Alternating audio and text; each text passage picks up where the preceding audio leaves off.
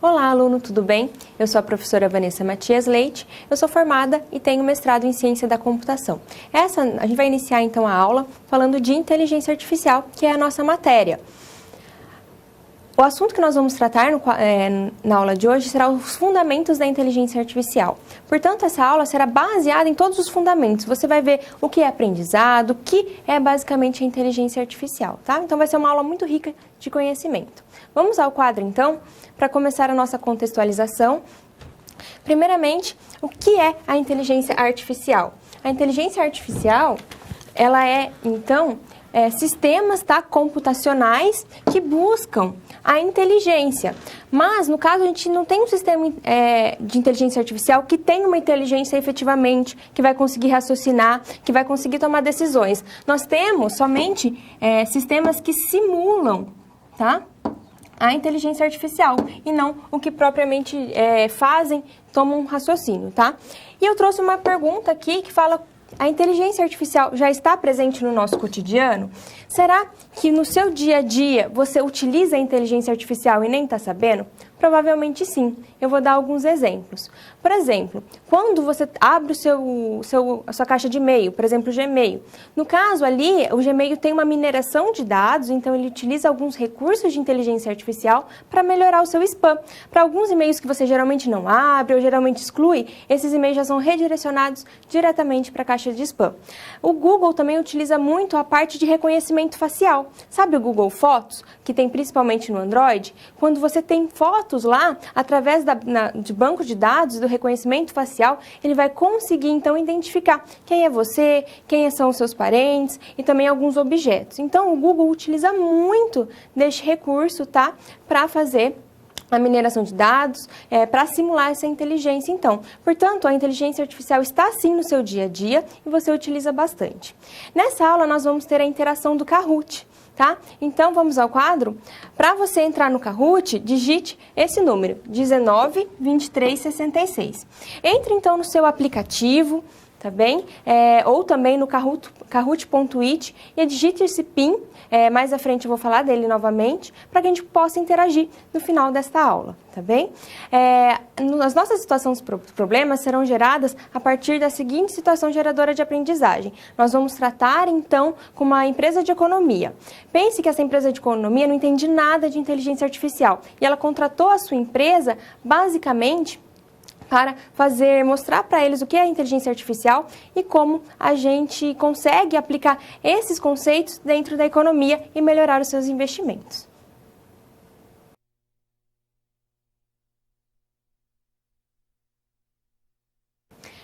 A gente vai iniciar, então, com o conceito de introdução à inteligência artificial. Nessa parte, então, nós vamos iniciar mostrando o que é inteligência, o que é aprendizado.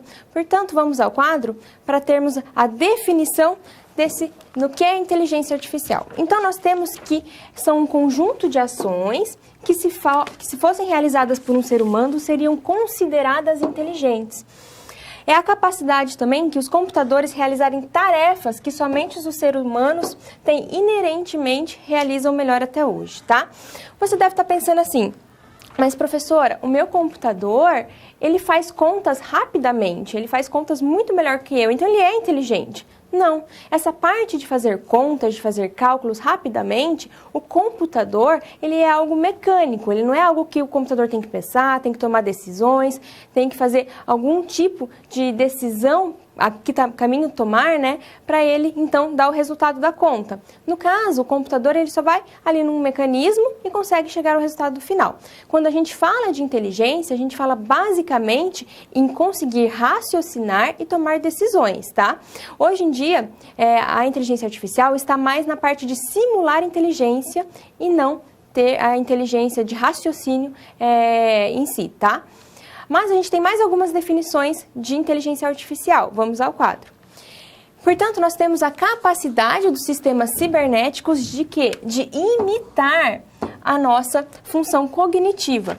Portanto, quando a gente fala em inteligência artificial, nós temos que pensar em três coisas: em resolução de problemas, em aprendizado e em percepção. Temos que a resolução de problemas, então, a gente realiza tarefas que necessitam um julgamento.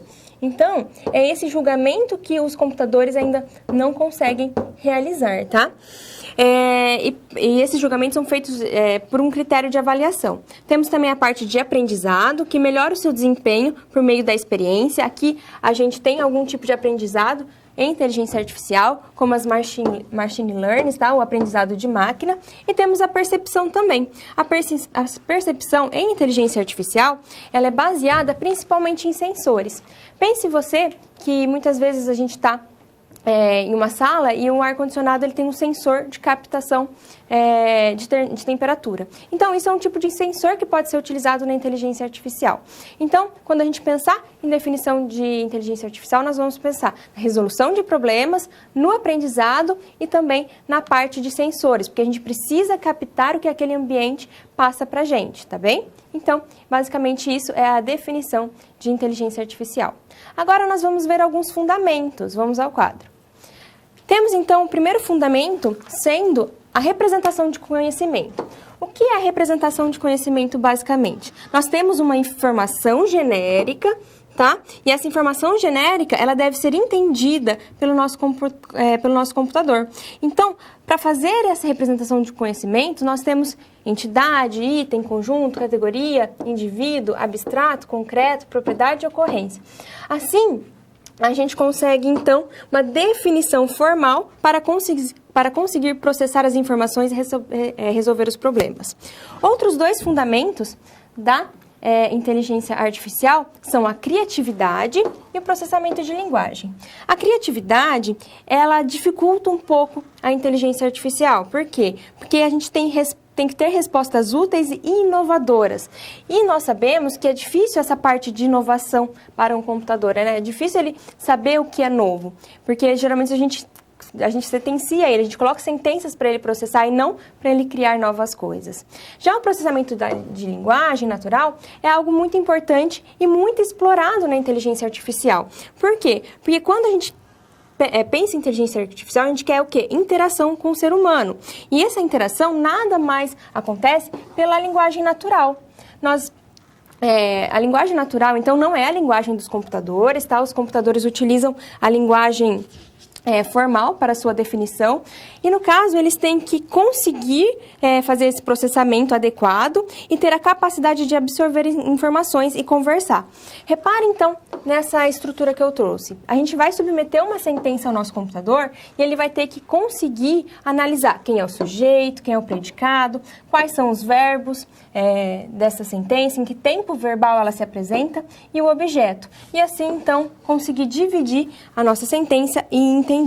Portanto, a parte de reconhecimento de linguagem natural é uma das mais importantes e hoje a gente tem ela bem aplicada no mercado como os reconhecedores de voz, tá? Então, essa parte da linguagem natural é super importante para a inteligência artificial.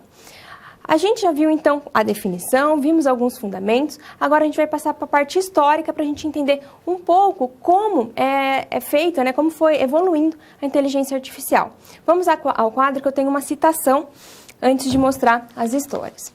A citação, então, é de John von Neumann. John von Neumann foi o criador da arquitetura moderna dos computadores, tá? Então, o computador que você usa tem a arquitetura que John von Neumann propôs. O que ele diz aqui nessa citação? Ele fala que se você insiste que é algo que uma máquina não pode fazer, se você me disser precisamente o que uma máquina não pode fazer, então eu sempre posso fazer uma máquina que fará exatamente isso. John von Neumann se baseou basicamente na tese de Church-Turing, tá? Que dizia que qualquer problema que pode ser formalizado, pode ser criada uma máquina de Turing para computar esse problema.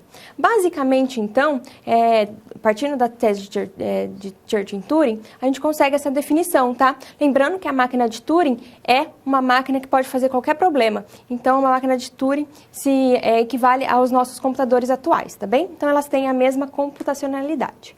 Então, ele quis dizer isso porque se a gente conseguir formalizar algum problema, nós conseguimos o quê? A resolução dele, tá bem? Mas vamos ao quadro, então, continuar o nosso histórico da inteligência artificial.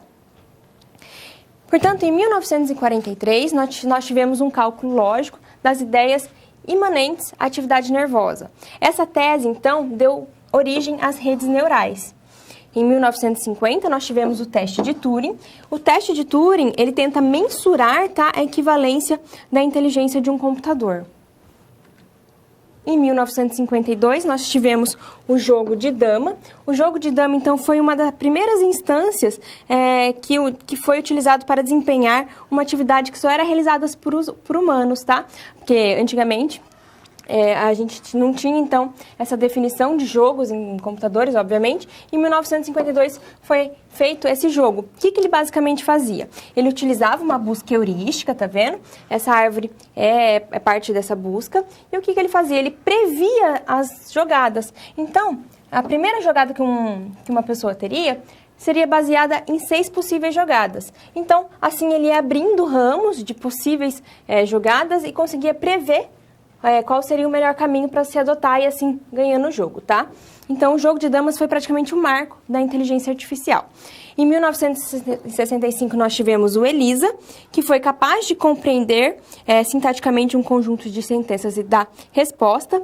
Ele não compreende o assunto da pergunta, tá? Só sintaticamente. Dentro, obviamente, de um conjunto muito específico de assuntos. Em 1972, foi criado o Prolog. O Prolog é uma linguagem de programação que faz a manipulação também de linguagens naturais. E no Prolog, a gente tem, então, a questão de conseguir relacionar as sentenças e ter um resultado final após essa combinação das sentenças que o Prolog faz.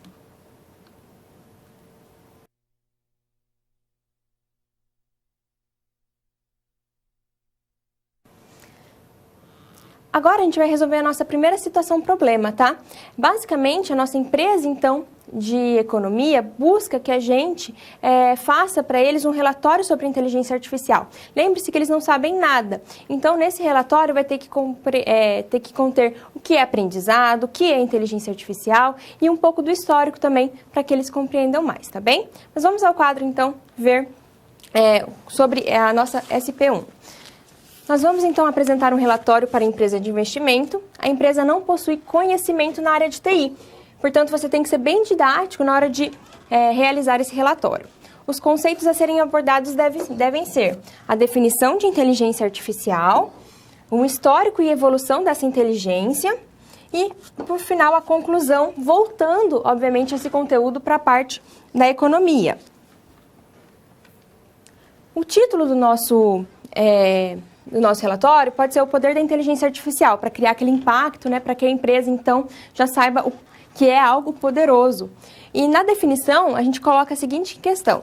Pode-se definir inteligência como a capacidade de compreender e resolver novos problemas e de adaptar-se às novas situações. Assim, a inteligência artificial parte do mesmo princípio. A gente pode defini-la como a capacidade dos sistemas cibernéticos de imitar as funções cognitivas dos seres humanos, tá bem? Então, nessa definição, a gente compreendeu o que é inteligência e já engatou aqui no gancho a parte de inteligência artificial, tá? Falando que a gente imita, a gente não resolve problemas sem essa imitação, a gente não tem um raciocínio, mas conseguimos sim fazer esse tipo de imitação para resolver alguns problemas.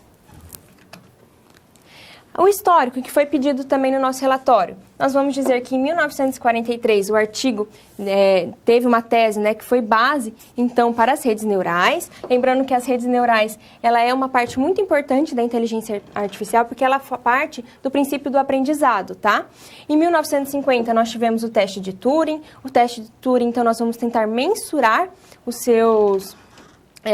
mensurar se aquele programa, aquele sistema cibernético, ele é, então, inteligente. Em 1952, tivemos jogos de damas, que a gente pode dizer que foi um dos precursores, né, da inteligência artificial, visto que utilizava buscas heurísticas. Em 1965, teve o ELIZA. O ELIZA, lembrando que ele só compreende sintaticamente as questões e não compreende o contexto, tá? Ele não vai saber sobre o que está se tratando. Ele consegue fazer essa identificação. E, atualmente, nós temos o processamento de voz, temos o reconhecimento facial, a segurança de dados, os carros inteligentes. Portanto, para ver como a inteligência artificial, a gente pode considerar até que é algo novo, mas atualmente já está muito avançada. E concluindo o nosso relatório, a gente pode dizer que a inteligência artificial é um grande aliado e está cada vez mais presente nas nossas vidas. No ramo da economia, a IA pode ser utilizada para prever os movimentos do mercado de ações. Por quê? Porque esse tipo de mercado, né, gera uma gigantesca quantidade de dados que é analisado de forma tão veloz que a capacidade humana dos analistas não seriam capazes de acompanhar, tá bem? Então, a melhor solução para o nosso caso aqui é nós conseguirmos captar os dados da parte econômica, tá? Ver quais dados geram os melhores lucros, os melhores investimentos, passar isso para o nosso cliente, né, nossa empresa de investimentos, porque assim ela vai conseguir fazer um melhor investimento através desses dados. Esses dados vão passar pelo quê? Provavelmente por uma mineração de dados ou também uma rede neural que vai aprender qual é o melhor caminho e melhor situação. Bem, então assim a gente resolveu a nossa primeira situação, problema.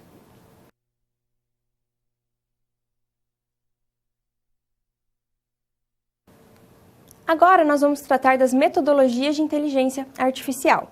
Vamos ao quadro. Para falar primeiro das metodologias, nós vamos tratar das sub-áreas da inteligência artificial. Nós temos alguns enfoques aqui, são 3. Temos primeiro o enfoque simbólico, que está relacionado com a maneira que o ser humano raciocina. Nesse caso, a gente pode determinar como ferramenta o Prolog, que é a linguagem de programação declarativa, tá? A gente declara em linguagem natural e ele vai através de certas estruturas relacionando esses tipos de proposições e assim dando um resultado final.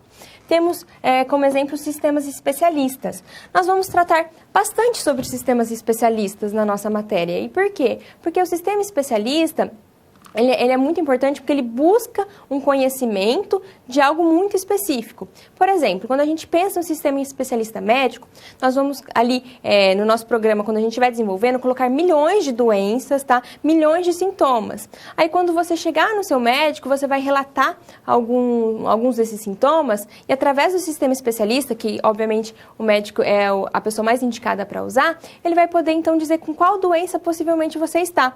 E por que a gente utilizaria um sistema especialista se a gente tem um médico? Pensa só que o médico, ele tem uma formação, ele tem um conhecimento, mas ele não conhece todos os sintomas, todas as doenças relacionadas àqueles sintomas. Então, o sistema especialista vem para poder fazer essa mineração e poder encontrar, às vezes, uma resposta. Eu dei no caso médico, mas a gente pode aplicar na economia, no direito, mas como o próprio nome diz, são especialistas, tá? Eles são sempre voltados para uma área do conhecimento. Vamos ao quadro novamente, para a gente conhecer o enfoque subsimbólico, que é então a simulação de elementos de um cérebro.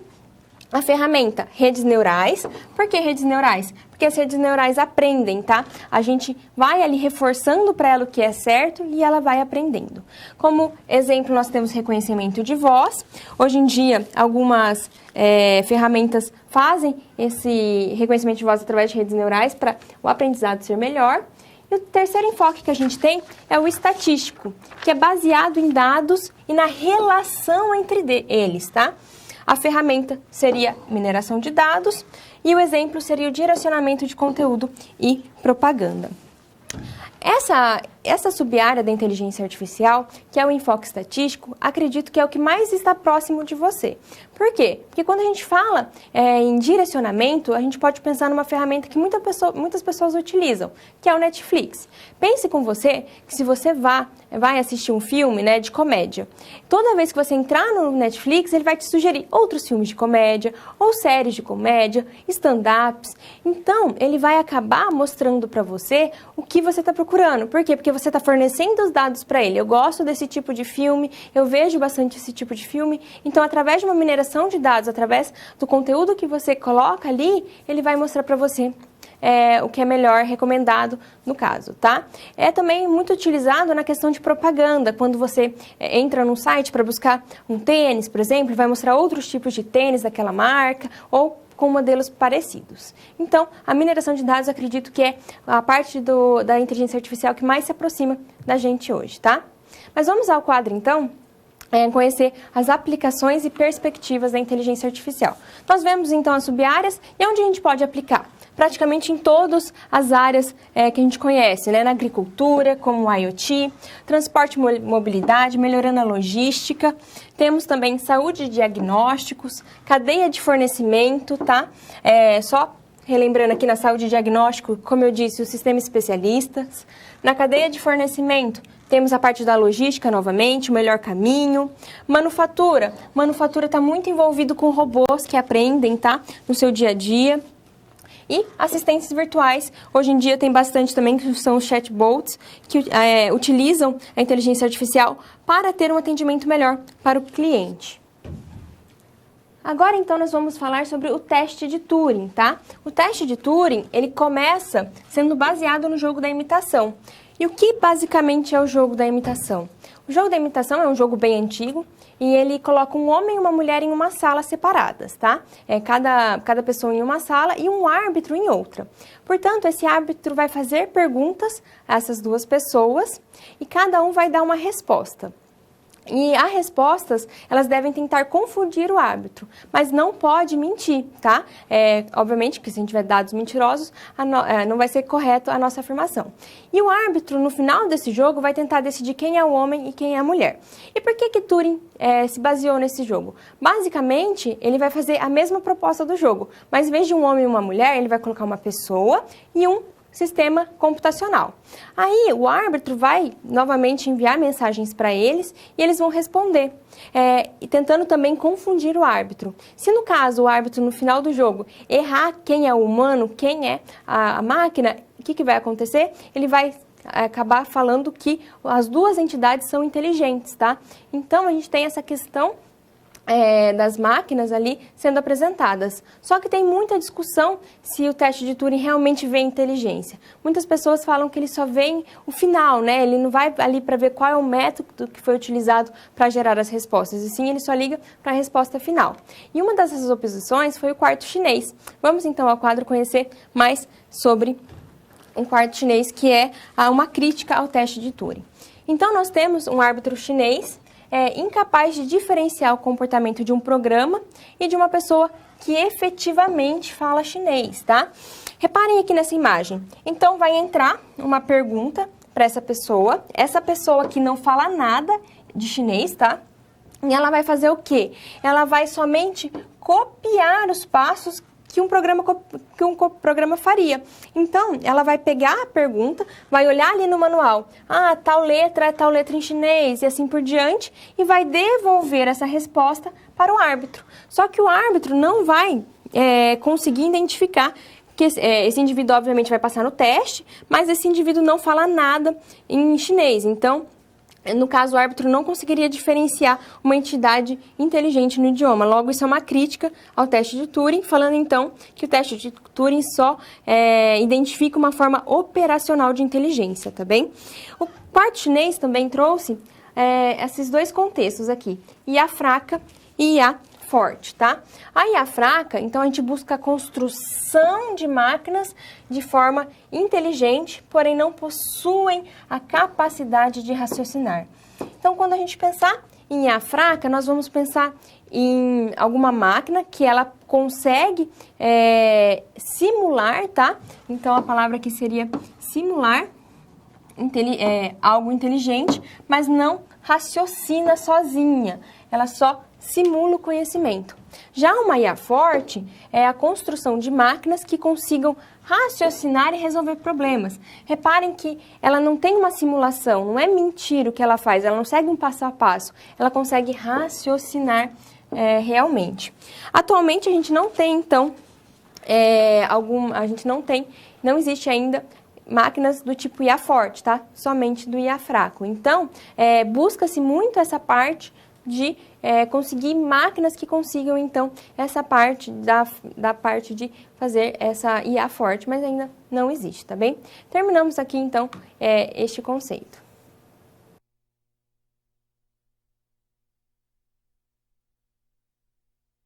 Vamos resolver, então, a nossa SP2, tá? Que é o melhoramento da parte de investimentos da nossa empresa. Vamos ao quadro.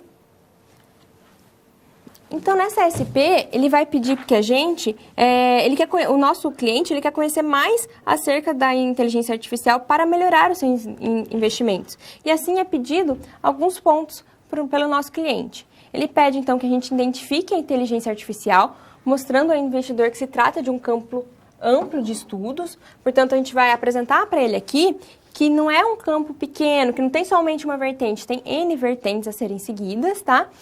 Vamos mostrar os dois lados da discussão sobre a inteligência artificial. Vamos apresentar, no caso, então, o quarto chinês para ele, ampliando para o cliente o conceito de inteligência. O que é inteligência e o que caracteriza a matéria em questão como sendo artificial e que se faz diferente de outros tipos de inteligência, né? Quais são suas classificações. Então, vamos começar a resolução. A gente vai fazer em forma de relatório também. A gente primeiro vai começar falando para o nosso cliente que não há um paradigma unificado no que concerne essa classificação. Por quê? Porque a gente tem categorias dela. Temos o enfoque simbólico, o enfoque subsimbólico, o enfoque estatístico. No caso, o enfoque simbólico, ele trata, então, das questões envolvendo a nossa mente humana. Então, é como se a mente humana trabalhasse. Lembra quando falar de enfoque simbólico? Principalmente dos sistemas especialistas, tá? Então, os sistemas especialistas são um ótimo exemplo para enfoque simbólico. Já o subsimbólico é a manipulação, tá, de sinais. É como a nossa mente faz essa manipulação. No caso aqui, nós temos as redes neurais como sendo um excelente exemplo. E por último, o enfoque estatístico, que é baseado principalmente em dados e na manipulação desses dados, tá bem? E a fraca e a forte, o que seria, né? A gente viu, então, que a fraca, no caso, a gente simula um tipo de conhecimento, ele não tem a capacidade de raciocinar sozinho, mas ele consegue imitar o raciocínio humano. Já a IA forte, você vai explicar para o seu cliente que, no caso, ainda não existe, tá? Mas obviamente que estão sendo feitos estudos, mas no caso, a IA forte seria uma máquina que conseguir raciocinar sozinha, fazer julgamentos e conseguir tomar decisões sem interferência de um humano, tá bem? Vamos voltar ao quadro, então. Como foi dito anteriormente, nós vimos que a IA forte é uma ideia ainda a ser atingida, que ainda não acontece, tá? Nós ultimamente só temos IA fraca no mercado. E o que mais a gente tem aqui? Que a gente emula a inteligência, mas nenhum exibe a característica de intencionalidade. A intencionalidade é a característica principal da IA forte, que ainda é inerente somente aos humanos. Alguns sistemas que a gente pode indicar para o nosso cliente. Em questão de sistemas especialistas, de redes neurais, artificiais e mineração de dados. Como que a gente pode colocar esses sistemas para uma economia? Pensa só no sistema especialista. A gente vai pegar e colocar ali milhões de dados para ele, milhões de vertentes, e o nosso cliente vai entrar ali com alguns dados. Como que fechou a bolsa hoje, quem é o presidente, e esses dados vão gerar no final o melhor investimento para ele. Você vai investir na bolsa tal, no investimento tal. Então, o sistema especialista, ele vai ter uma grande quantidade de dados, que ele vai, então, a partir desses dados, fazer correlação entre eles e depois dar um resultado final. Lembrando que sempre o sistema especialista é voltado para uma única vertente, tá? Já a parte de redes neurais é uma parte de aprendizado. Então, quando você for sugerir para o seu cliente da economia a utilização das redes neurais, nós vamos utilizar, então, a questão do aprendizado. A gente também vai submeter dados para ele. Geralmente, a gente quer que aprenda o quê? O que é certo. Então, nós vamos submeter o que é certo para o nosso cliente. Quanto mais camadas uma rede neural, melhor ela vai se apresentar, melhor ela vai aprender e, no final, vai dar uma boa resposta. Então, a rede neural busca o aprendizado. Aí temos também a parte de mineração de dados, que às vezes seria mais indicada para este caso, visto que a parte de economia gera milhões de dados, né, por dia, e a gente submeteria então a um programa esses dados e ele aprenderia. Conforme esse programa for minerando, né, ele vai buscando, tal dado com tal dado vai gerar um melhor investimento. Porque a mineração de dados é a relação entre eles. Então, a gente tem que saber que a mineração tem esse viés de relacionar os dados e não somente aprender, tá? Então, essa foi a resolução da nossa situação problema.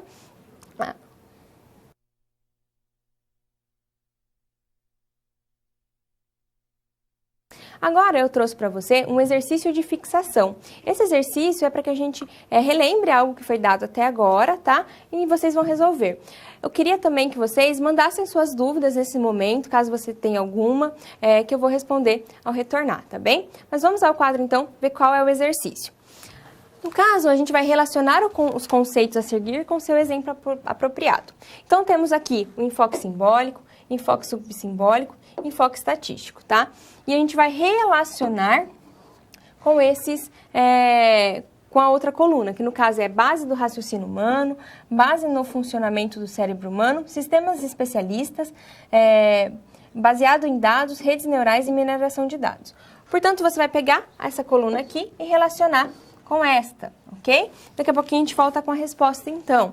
Eu espero, então, que você mande sua resposta para mim, a sequência ali de valores, para que a gente volte, então, depois dando a resposta correta. Caso você tenha alguma dúvida, eu também posso tirá-la.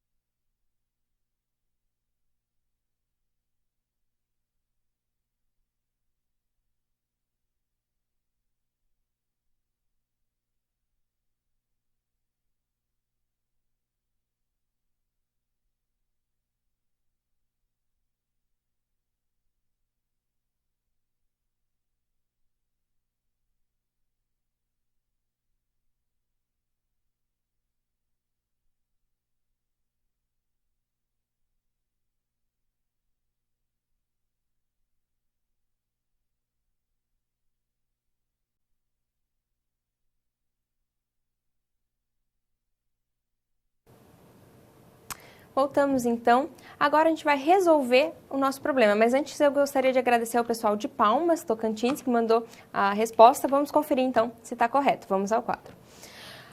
Aqui então nós temos, baseado no raciocínio humano, com quem a gente vai relacionar? Com enfoque simbólico, tá? Lembre-se que o enfoque simbólico, então, tem essa característica de ser baseado no raciocínio humano. Já o baseado no cérebro humano é a parte do subsimbólico. Então, aqui no caso seria letra B.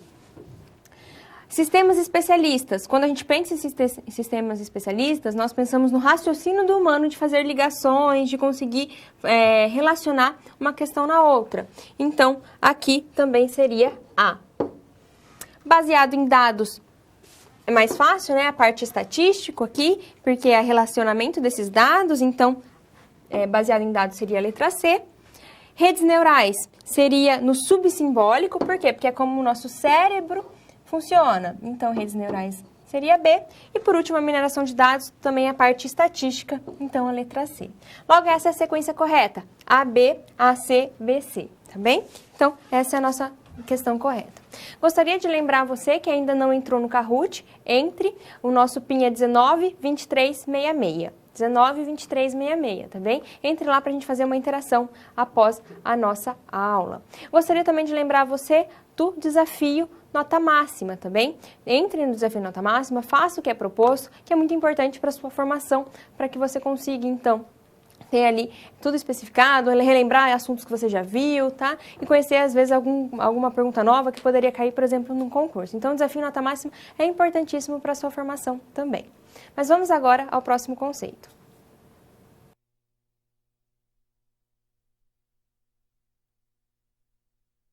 Inteligência artificial na prática. Se a gente pensar no conceito de inteligência artificial, que é a simulação, né, de problemas, a simulação de inteligência de um humano, nós poderíamos pensar, então eu posso resolver qualquer problema com a inteligência artificial. Poderíamos mesmo, isso é possível. No entanto, não é adequado. Por quê? Porque nós gastaríamos muita computação para isso, tá? Seria quase que matar uma formiga com tiro de canhão. Então, não é adequado. A gente tem alguns tipos de métodos que são que são melhores, né, para determinadas aplicações. Vamos ao quadro, então, conhecer esses métodos. Nós temos, então, a parte do método determinístico, que é a resolução por meio de métodos tradicionais da matemática e lógica. Portanto, quando você tiver algum problema que precisa de um cálculo, como, por exemplo, o fatorial, você vai precisar utilizar a inteligência artificial para calcular um fatorial? Não, você vai lá, faz uma função recursiva ou faz outro tipo de função que você vai conseguir o valor muito mais fácil, sem muito esforço, ok? Daí vem os métodos heurísticos. O métodos heurísticos, ele busca a solução por meio prático e interativo e utiliza a técnica de tentativa e erro. Olha essa palavra aqui, tentativa e erro. Quando você pensa em tentativa e erro, você pensa o quê? Em errar menos, né? Você continuar tentando, mas fazer a minimização desse erro. Logo, para os métodos heurísticos, a gente consegue, então, utilizar uma solução com inteligência artificial, com as características dos sistemas que realizam algum tipo de aprendizado e assim a gente possa minimizar o nosso erro. Já o método de aprendizagem, o nome já diz tudo, né? A inteligência artificial também seria boa aplicar aqui. Por quê? Porque nós armazenamos e utilizamos dados coletados, sendo sempre utilizadas essas informações para o melhoramento no futuro. Quando a gente aprende algo, a gente faz o quê? Melhora, né? A gente não continua fazendo algo, às vezes, que não seria adequado. Nós melhoramos sempre ao aprender. Então, o método de aprendizado segue esse esquema. Então, essas duas questões aqui, nós poderíamos utilizar a inteligência artificial. Tanto para os métodos heurísticos, como para os métodos de aprendizado. Temos alguns problemas adequados para a inteligência artificial e os dois são da parte heurística, tá bem? Então, os dois são heurísticos, que são a questão de 8 rainhas e o caixeiro viajante. Esses dois exemplos, eles são muito utilizados na ciência da computação ou na computação em geral, porque eles acabam caindo em um tipo de problema que você não consegue resolver, tá? Como assim? A gente tem 8 rainhas, então pense que você tem um tabuleiro de xadrez e tente colocar 8 rainhas nele. Mas essas 8 rainhas, elas não podem ser atacadas, então nenhuma pode atacar a outra. Então existe um certo paradigma ali que você não consegue encaixar de forma muito rápida, utilizando um problema determinístico. Já com soluções heurísticas, com buscas heurísticas, isso se facilita, tá bem? Então, para esse tipo de problema das 8 rainhas, a busca heurística seria o mais adequado. Temos também a questão do caixeiro viajante. A questão desse problema é que, dado um mapa, determinar o caminho mais curto para visitar todas as cidades representadas. O caso do caixeiro viajante é um caso que a gente pode até colocar nos dias de hoje, como um GPS, por exemplo, ou a parte de logística. Mas vamos se atentar a esse modelo do caixeiro viajante. Pense você que a gente conseguiria sim resolver por um método determinístico. Nós teríamos que passar por todas as cidades e conhecer todos os caminhos para ver qual seria o menor. Se a gente fizesse esse problema na parte determinística, seria uma questão computacional fatorial. Então, o tempo do nosso algoritmo seria fatorial. É um tempo muito grande. E para mais de 15 cidades, não seria um tempo hábil, tá? O nosso computador não conseguiria calcular em tempo real. Portanto, pensar em um caixeiro viajante ou numa questão de logística com 15 ou mais cidades, o método determinístico tem que ser excluído, tá bem? A gente não pode nem considerar esse método. Já para a parte heurística, ele fica mais fácil. Por quê? Porque ele vai passar ali pelas cidades, obviamente por não tentando todos os caminhos, e sim por eliminação. Geralmente se usa a busca heurística ou algoritmos genéticos para isso, tá? E assim ele vai encontrar um caminho em tempo adequado, um tempo que é viável para o computador, tá bem? Então, a gente tem essas técnicas aqui que são utilizadas. Eu acabei mostrando alguns exemplos de problemas heurísticos e não de aprendizado, porque aprendizado a gente já vem batendo bastante na tecla, tá bem? Agora a gente vai ao quadro para conhecer mais alguns tipos de problemas que nós podemos utilizar a inteligência artificial. Nós temos, então, problemas de especialidade em domínio.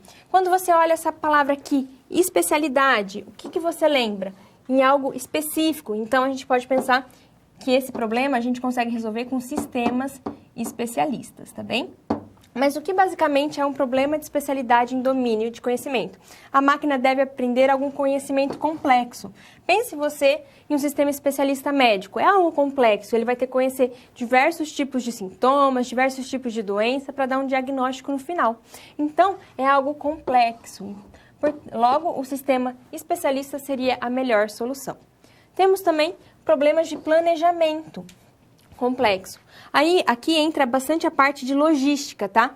Igual o caixeiro viajante. Então, para esses problemas, nós podemos usar uma busca heurística ou algum outro tipo de IA também, às vezes por aprendizado, que ele vai conseguir resolver esse tipo de problema. Nesse caso, a gente tem grande quantidade de ações logísticas e agendamentos coordenados. Logo, a gente tem que conseguir o melhor caminho, sendo que temos datas, temos algumas cidades que têm prioridade. Esse é um problema que podemos resolver com inteligência artificial. Temos também o problema de comunicação, que no caso é melhorar a qualidade da comunicação entre as partes. Aqui, quando a gente fala em comunicação, a gente pensa em quê? Em linguagem natural. Logo, nós temos que fazer o processamento dessa linguagem, tá bem? Continuando com os problemas, nós temos o problema de reconhecimento de padrões sequenciais longos. Esses problemas de reconhecimento, tá? Podem ser padrões em conjuntos de dados que são sequenciais em um longo período de tempo. Um exemplo que não é tão comum para esse tipo de problema é os carros autônomos, tá? Os veículos autônomos, que eles buscam identificar a faixa, curva, direção, então eles se encaixam nesse tipo de problema. E por último, eu trouxe aqui, existem mais, tá? Eu listei os mais interessantes, que são os problemas em análise emocional. Esses problemas envolvem, então, a avaliação de expressão sob forma de texto ou fala e busca de elementos emocionais ou sentimentos do indivíduo. Esse tipo de problema de análise emocional ainda não existe, tá? Somente estudos ainda sobre ele, mas ele ainda não existe efetivamente. Mas eu deixo a questão para você. Será que um dia a gente vai conseguir uma máquina detectar se a gente está triste, está feliz, né? Então, ainda são só estudos, mas obviamente a inteligência artificial, se um dia conseguir chegar nesse nível, vai suprir a necessidade desse problema, tá bem? Então, nós finalizamos aqui este conceito.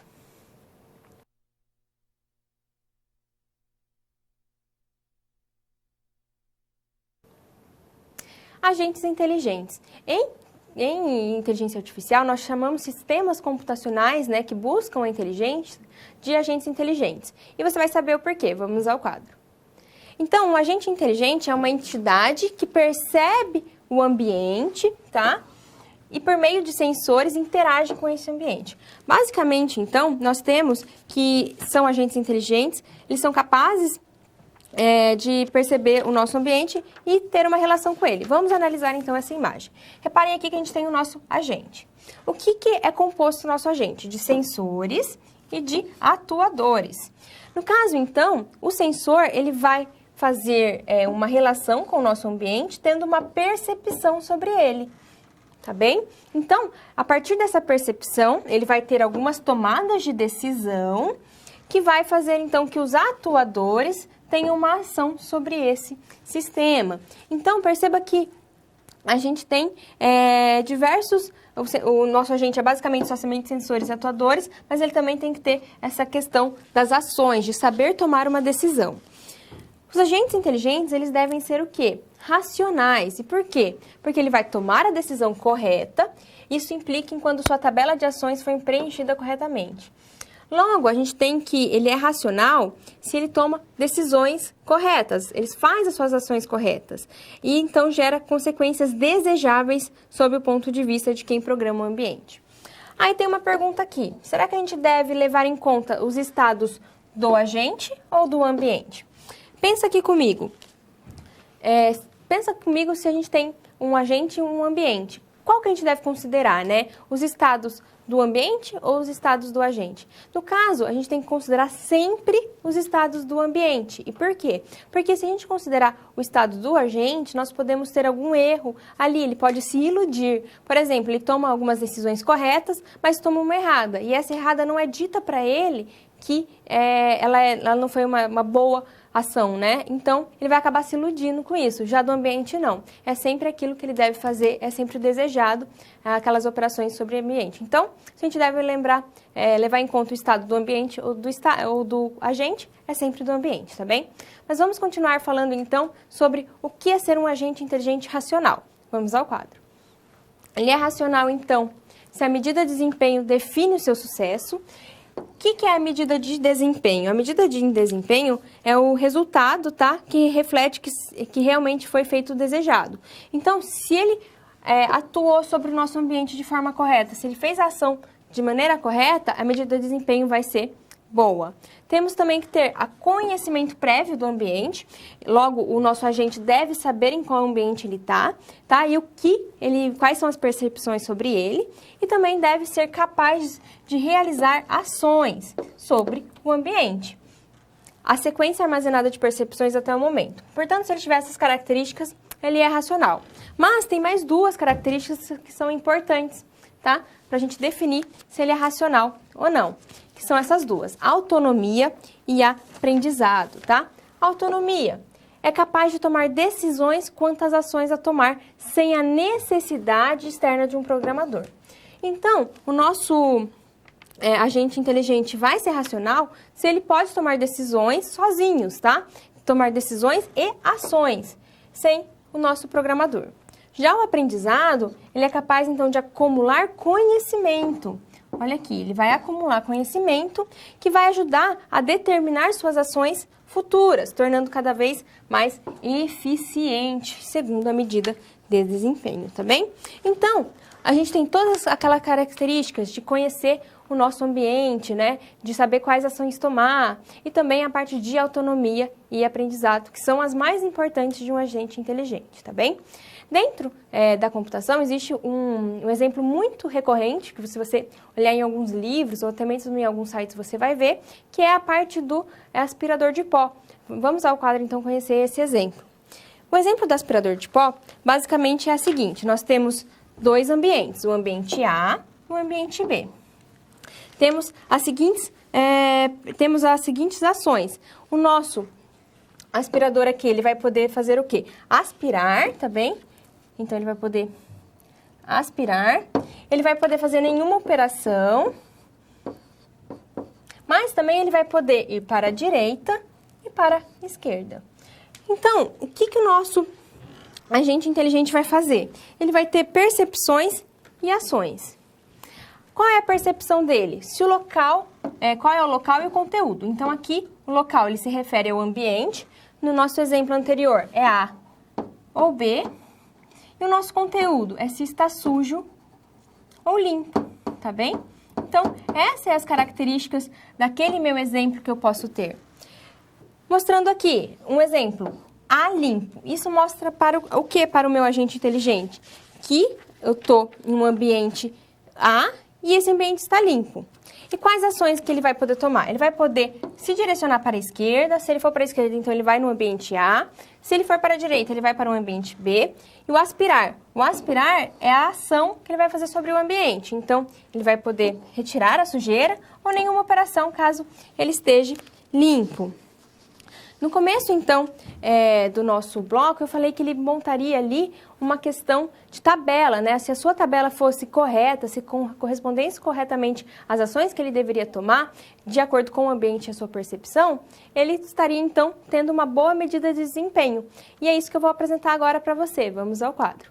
Aqui, então, nós temos a tabela, tá? É sempre importante que um agente inteligente tenha uma condicional. A condicional desse nosso agente é a seguinte: se o ambiente atual estiver sujo, então aspirar. Caso contrário, mover para o outro ambiente. Portanto, a gente tem essas questões aqui a serem realizadas. Vamos analisar essa tabela. Temos então a percepção. Se ele estiver no ambiente A e o ambiente estiver limpo, eu vou me deslocar para a direita. Isso implica que eu vou para o ambiente B, tá? Se o meu ambiente se eu ainda estiver no ambiente A e ele estiver sujo, eu vou aspirar. B, limpo, ele vai para a esquerda, então ele vai voltar para o nosso ambiente B, A, perdão. Se tiver B sujo, ele vai aspirar. E ele pode também fazer a junção de várias percepções, tá? E ele vai sempre tomar qual é a ação, sobre qual percepção, sempre sobre a última. No caso aqui, se estiver A sujo, mesmo que anteriormente no ambiente A estivesse limpo, eu vou aspirar. E assim eu posso fazer a combinação de diversos tipos de concentração, tá bem? Diversos tipos de percepções, eu sempre vou atuar sobre o último. Então, esse foi o nosso conteúdo sobre agentes inteligentes.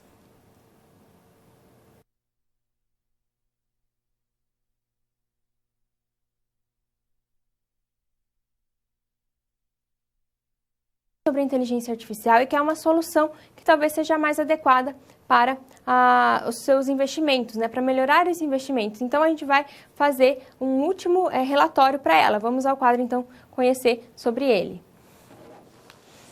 Aqui nós temos, então, que abordar os seguintes pontos. Caracterizar o conceito de aprendizado, métodos pelos quais os sistemas computadorizados aprendem. Então, nós vamos mostrar nesse relatório como esses relatórios aprendem, como esses agentes aprendem, o que de fato é aprender, né? E como estimar o aprendizado em um sistema artificial. Vamos então começar esse último relatório.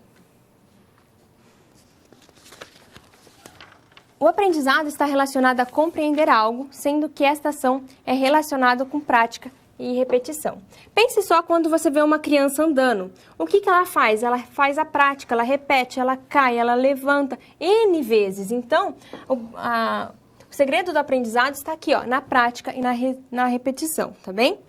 Então, nós temos que, para isso, o acúmulo de dados relativos à interação sendo realizada pelo indivíduo e dispositivo. Portanto, para que a gente tenha um aprendizado, nós temos que ter isso aqui, ó, acúmulo de dados, ok? Relativo, obviamente, àquilo que a gente está querendo. E também temos que saber usar os dados. Não adianta somente eu ter um acúmulo, ter um banco de dados ali, uma categoria de dados gigantescas, se eu não saber utilizá-los, tá? Portanto, o uso de dados acumulados para ajustar o comportamento do indivíduo e dispositivos e interações futuras. Portanto, o aprendizado é prática e repetição, saber, então, acumular dados e fazer a utilização dele. Aí vamos falar também sobre processos heurísticos e métodos do aprendizado. No caso, temos então a busca de solução por meio prático interativo, que utiliza a prática de tentativa e erro. Esse é um processo de aprendizado, é um processo de solução de inteligência artificial. Mas no caso do nosso cliente, eu acho que o método de aprendizado é o melhor, porque ele busca, armazena e utiliza dados coletados, utilizando essas informações para melhoramento no futuro. Então, ele tem todo esse dispositivo, tá, computacional, deve descrever os elementos como agente inteligente. Portanto, a gente tem esses dois processos heurísticos aqui, esses dois processos de inteligência artificial sendo definidos no nosso relatório. E por último, a gente vai apresentar para eles o que é um agente inteligente e um agente racional. O agente inteligente, então, ele é capaz de conhecer o nosso ambiente, né? Ter sensores que fazem essa captação. No caso, ele tem a sua questão de poder fazer ações sobre esse ambiente. Mas ele só é racional se ele tiver medida de desempenho, conhecimento prévio do ambiente, ações relacionadas a este ambiente, sequência armazenada de percepção. Mas também ele precisa de ter autonomia e aprendizado, tá? Lembrando que a autonomia é ele saber tomar decisões sem nenhum programador. E o aprendizado é a questão dele conseguir acumular algum conhecimento e utilizar para o seu melhoramento futuro. E para a gente finalizar, então, este relatório, o que a gente sugeriria para a empresa? Que, no caso, a empresa poderia ter um agente inteligente para a parte econômica. Pense comigo, se a gente conhecesse o nosso ambiente, vamos supor que é ali a Bovespa, né, os dados da Bovespa, e a gente conseguiria, então, fazer com que ele conhecesse esse ambiente, tomasse decisões, obviamente tendo autonomia e o aprendizado, e depois colocasse esses aprendizados em prática, fazendo ações. Não investe em tal bolsa porque ela vai cair, não investe em tal empresa porque não vai gerar um bom lucro, tal empresa está crescendo, né? Investe em Bitcoin que vai dar certo. Então, seria esse mais ou menos a questão de um agente inteligente para a economia. Acredito que essa seria uma boa solução para você pôr no seu relatório da empresa, tá bem? Agora, eu trouxe alguns exemplos para vocês. Vamos ao quadro.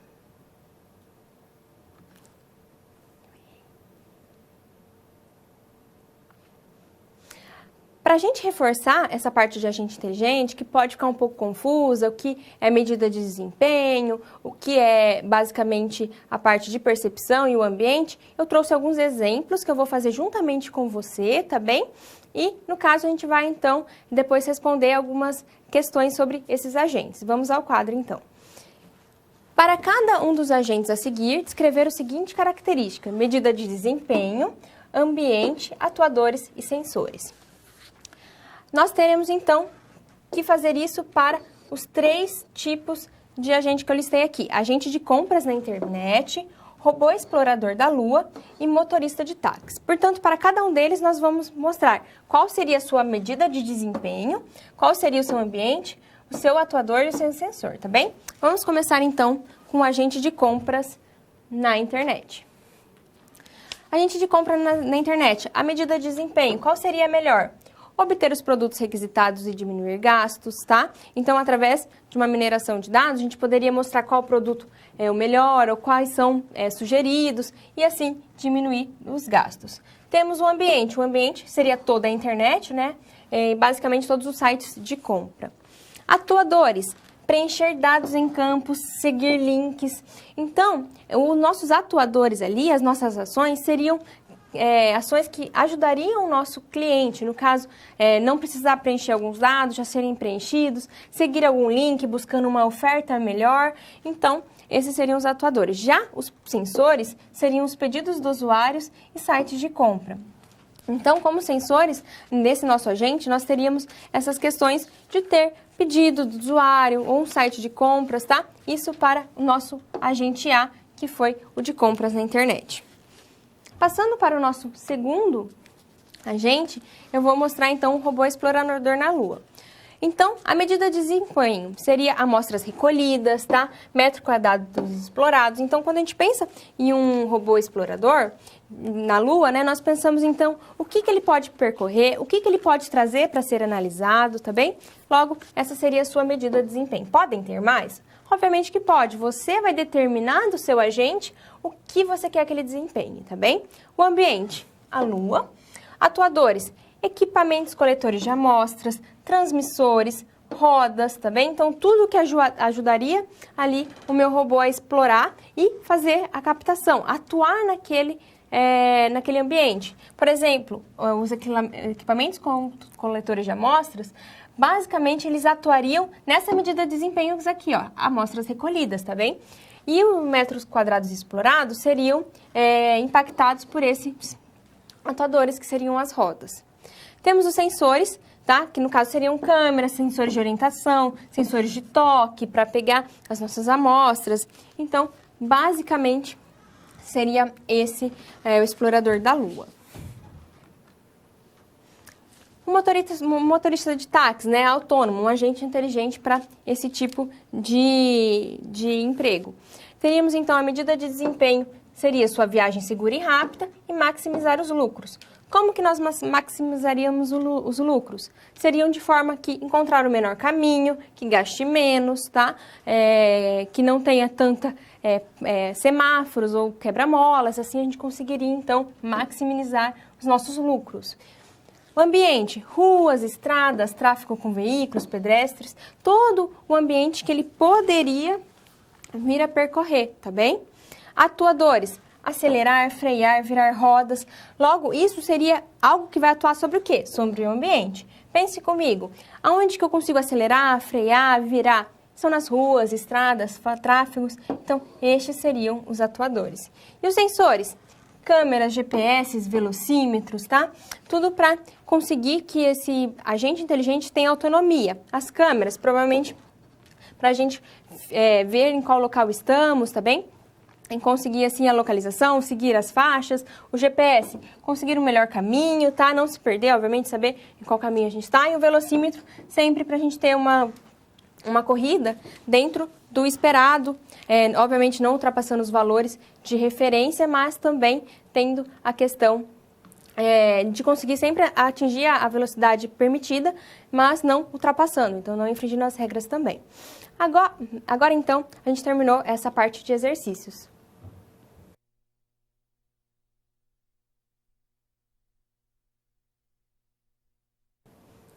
A gente vai ter a interação do Kahoot agora, tá? Eu vou mostrar o PIN para vocês. Vamos ao quadro. 162366. Entrem no Kahoot para que a gente faça, então, a interação. Eu vou postar 3 perguntas para vocês e vocês vão responder, tá bem? Vão entrando aí, eu vou dar um tempo, eu vou deixar na tela o PIN e daqui a pouquinho eu volto, então, para a gente começar a nossa interação.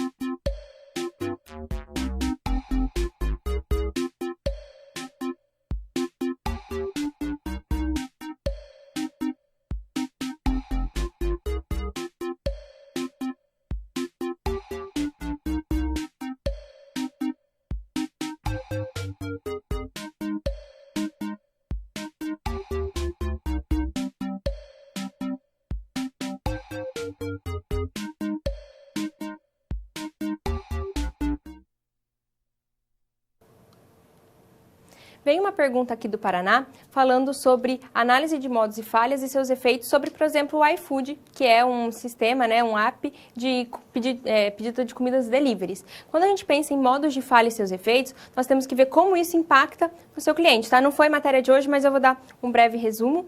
Depois, se você quiser no chat atividade, eu posso te apresentar um podcast, que é uma mídia de áudio bem interessante que está falando sobre isso.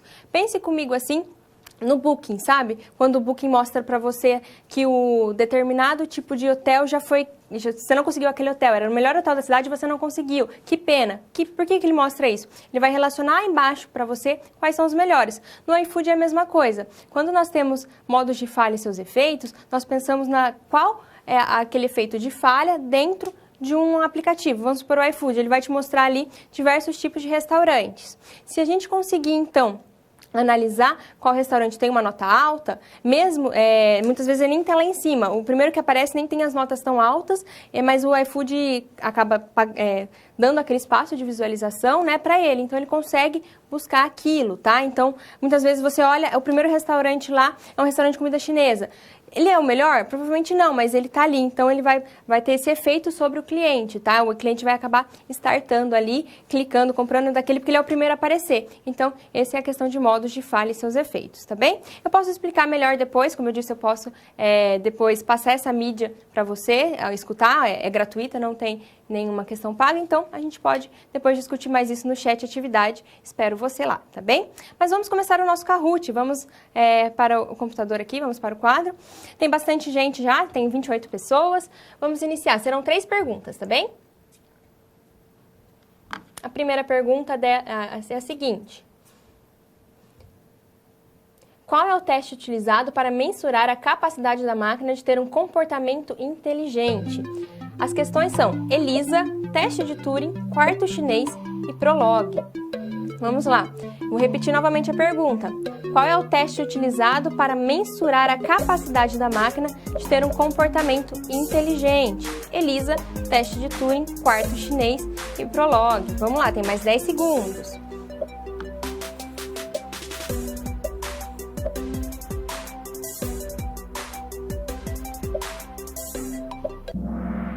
Olha, 13 pessoas acertaram, parabéns. Teste de Turing, como eu disse anteriormente, né, na aula, o teste de Turing, então, busca ter essa parte de mensurar se aquele equipamento é inteligente ou não. Tem aquela questão da gente não saber como foi feito, então a gente só tem essa parte final do reconhecimento, tá bem? Vamos à próxima pergunta, então.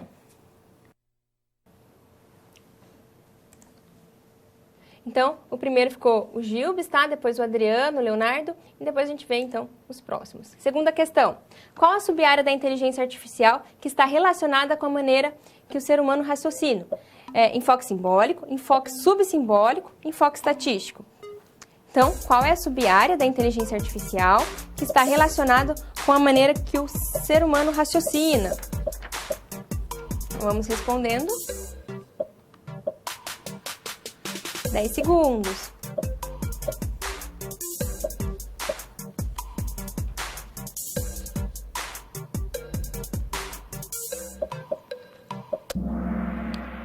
A maioria também acertou, parabéns, 13 pessoas. Primeira computa, Tasselto, Engicom, Soranin e o Alisson. Vamos à próxima pergunta. A próxima pergunta diz: você acredita que um dia teremos uma inteligência artificial que terá a mesma capacidade de raciocinar do ser humano? Então, são 2 opções. Essa não é uma pergunta para avaliar conhecimento, e sim é uma pesquisa. Você acredita, sim ou não? Vamos lá, respondendo.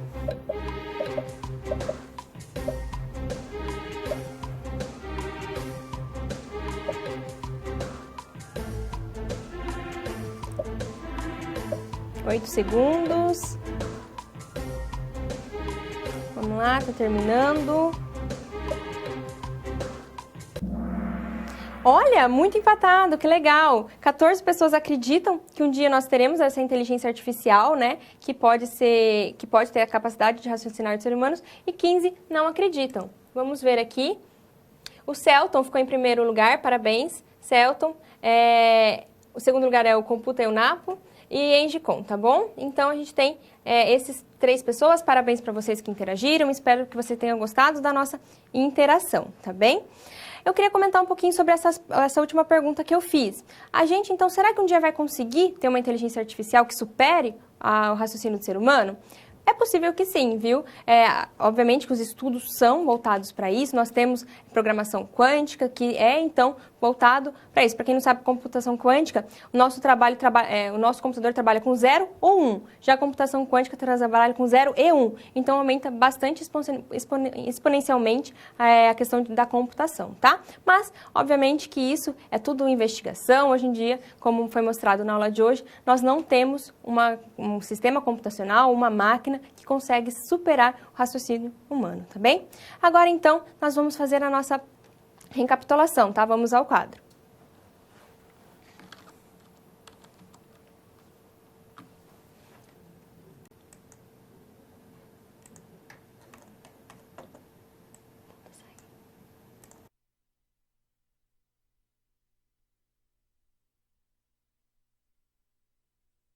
Começar primeiro com o histórico, tá?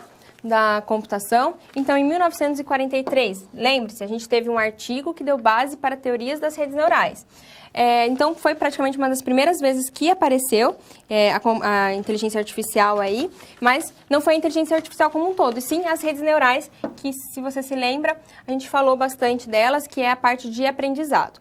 Em 1950, nós tivemos o teste de Turing, que visava o quê? Mensurar, tá? A inteligência. Então, o teste de Turing é basicamente mensurar se determinado dispositivo é inteligente ou não. Lembre-se que ele não sabe o meio, como foi feita aquela computação, e sim só sabe o final. Por isso que ele é criticado principalmente pelo quarto chinês. Tivemos em 1952 o jogo de damas, que foi a primeira instância que um computador realizou algo que era somente feito por humanos.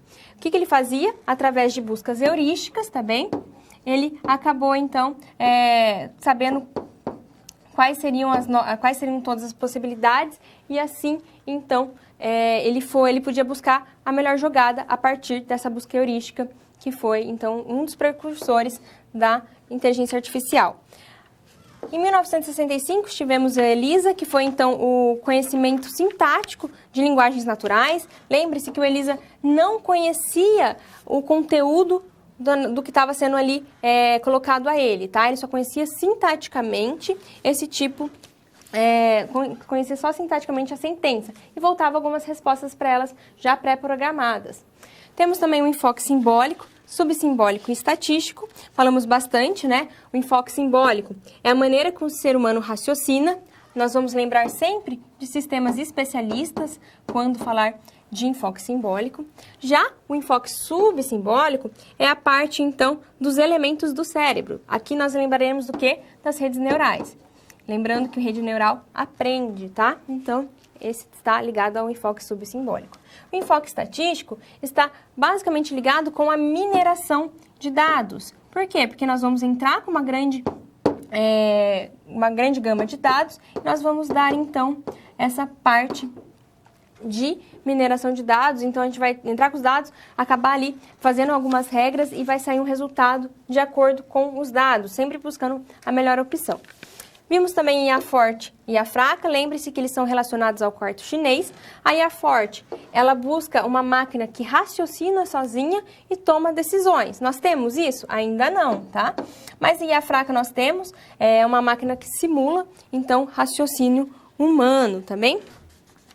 E por último aqui temos a parte de métodos determinísticos, métodos heurísticos e o método de aprendizado. O método determinístico é aquela parte mecânica, tá? Então, a gente não tem nenhum aprendizado para ser feito esse tipo de método. É algo como uma conta, um fatorial, um Fibonacci, tá?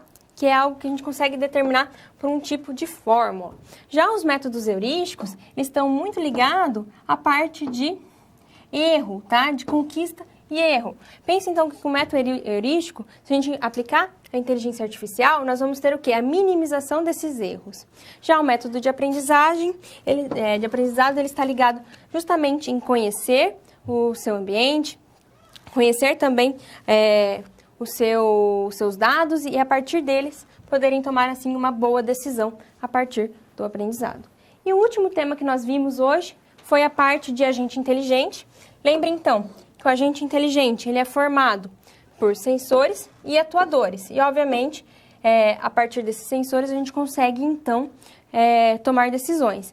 E aonde que a gente vai tomar essas decisões? Aonde que a gente vai fazer essa percepção? Sempre no ambiente, tá? Então, os sensores vão no ambiente, têm essa percepção, recolhem essa percepção, analisam, né, qual é a melhor ação para aquele tipo de percepção que ele teve e atua. Atua sempre aonde? No ambiente, tá bem? Lembrando que em agentes inteligentes nós temos que conhecer o ambiente, ter ações tomadas, tá? Mas principalmente ter autonomia e aprendizado. Por quê? Porque ele tem que ser capaz de tomar decisões sozinhos e aprender também, tá bem? Essa foi a nossa aula de hoje. Espero que você tenha gostado. Eu fico por aqui. Um forte abraço.